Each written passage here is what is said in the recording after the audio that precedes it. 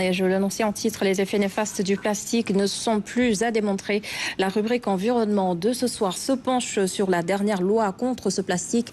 Elle a été votée, souvenez-vous, en 2020, mais son application fait toujours défaut. Sur les 300 000 tonnes de plastique produites chaque année au Sénégal, seuls 14% sont recyclés. Ibrahim Pabidjedjou nous éclaire. Au plan environnemental, l'impact du plastique n'est plus à démontrer. Cette matière est l'une des plus polluantes au monde. Au Sénégal, sa production et son usage ont pris des proportions inquiétantes.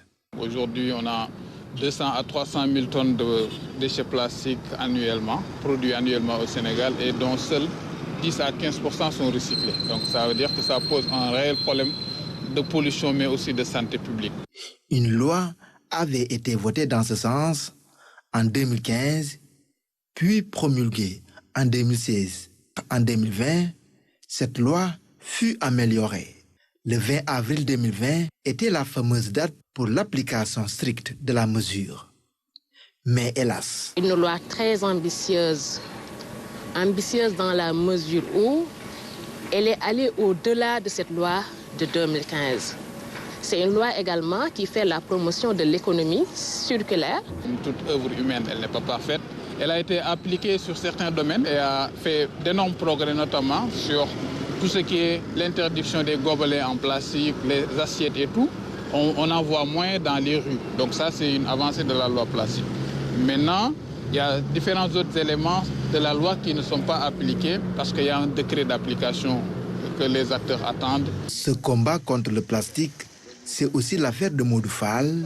Après avoir servi la nation sous les drapeaux, il s'est lancé sur un autre front, celui de la guerre contre ce péril plastique. Nous avons constaté que le plastique a commencé à faire beaucoup de dégâts ici au Sénégal. Chaque entrée de la ville, donc, c'est les dépôts sauvages donc, qui vont vous montrer que vous êtes arrivé donc, dans cette région.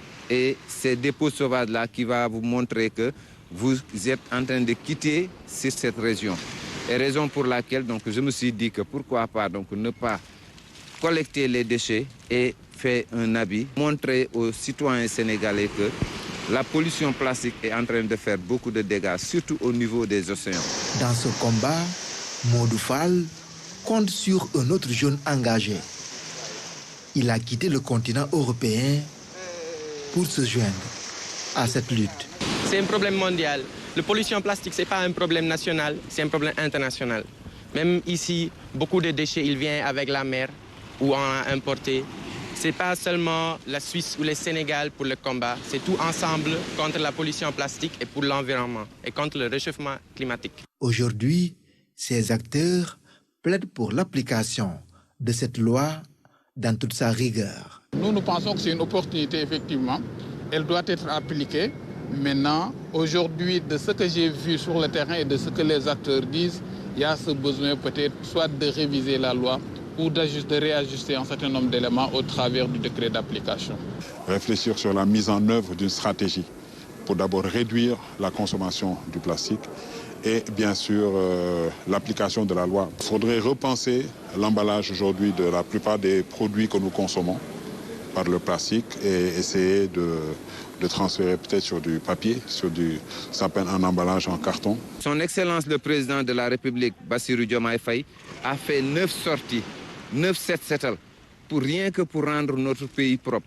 Mais malheureusement, à chaque sortie, il ne voyait aucune entreprise de recyclage derrière lui qui prend les déchets pour aller le faire recycler. Le péril plastique reste une préoccupation mondiale. Le phénomène prend de l'ampleur. Chaque pays mène la lutte pour amoindrir ces dégâts.